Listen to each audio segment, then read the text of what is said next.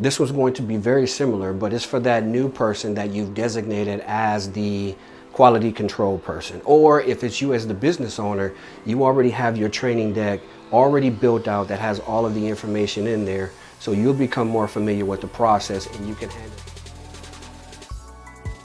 If you follow the steps from the previous videos, now it's time for part 3. If you haven't seen the videos, go back and check out part 1 and part 2.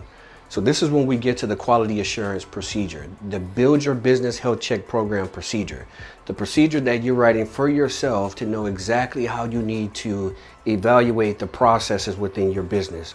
So you as the business owner or you as the designated QA person can follow your own procedure and to figure out how to evaluate the process. So the first thing you want to do is, when creating your QA procedure, obviously is name the procedure. That's part A. Right? Whatever the process is, you put that name at the very top. The next step would be to give a summary of the process. So whatever the process is, just put that in writing, given a high level, the purpose and the benefit of the process. The next, you want to make sure that every step in the process is numbered.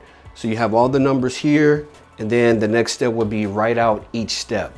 So step 1 would be, for this particular example, to draw out this diagram. Step 2 would be put the words on there. Step 3, put the numbers on there. So just make sure that you write out each step in your process. Next, you want to have your approval section. So this section right here is very important because you want to know who approved this procedure. You want someone to take a second look at it to make sure all of the steps in the procedure are correct. And then also an approval date, so you'll know when the procedure was approved. You want to have an evergreen process in place to ensure that you're updating your procedure every 12 months or anytime you have to make an update to your procedure because there was a change in your process. You have an approved by and an approval date for the evergreen process. So the QA new hire presentation, this was going to be very similar, but it's for that new person that you've designated as the quality control person. Or if it's you as the business owner, you already have your training deck already built out that has all of the information in there. So you'll become more familiar with the process and you can hand it off at any time. So when that new person comes in to start completing the evaluations, they have to know when they have to complete the evaluations for the department of the process. They have to know how often do they need to evaluate the department, the person, or the process. They need to know why they are evaluating them. They also need to know who they're evaluating. So if there are multiple people in the department, they need to know exactly who they're evaluating or what process to evaluate. And the last thing is where to send and save the evaluations. Again, you're sending the evaluations to the manager and also to the person that you are evaluating. And of course, you have either the shared drive or SharePoint where you'll be saving the evaluations. Okay, so from the 3-part video, let's sum everything up. We've talked about the kickoff meeting with the department or with the team. We've discussed building the intake form so we can ask all of the appropriate questions. We've talked about scheduling a meeting with the subject matter expert, the person that knows the process, the person that knows the system. We've talked about reviewing the documents and requesting the system access from the subject matter expert. We've talked about scheduling a walkthrough with the subject matter expert so we'll have a chance to actually see the process.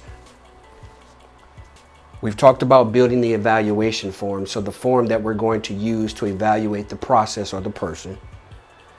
We've talked about writing out the QA procedures. We talked about where to store the evaluation, so in shared drive or SharePoint or wherever you decide to save the evaluations. We talked about the QA reporting, exactly what that's going to look like, or at least an example. We talked about the training deck for the new hire, the QA new hire, and the department.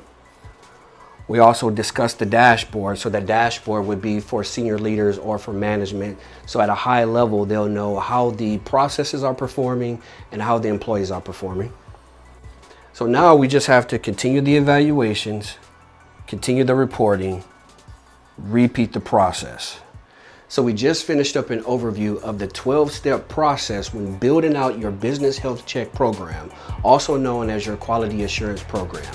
If you missed anything, go back and look at video 1 and 2. If you don't want to look at the videos, there'll be a link in the description that'll give you a free guide, 12 steps in the guide that'll show you exactly what to do, how to implement your process. And remember, the whole purpose of this video is to keep your finger on the pulse of your business and the performance of your business as well as your staff. We'll see you next time.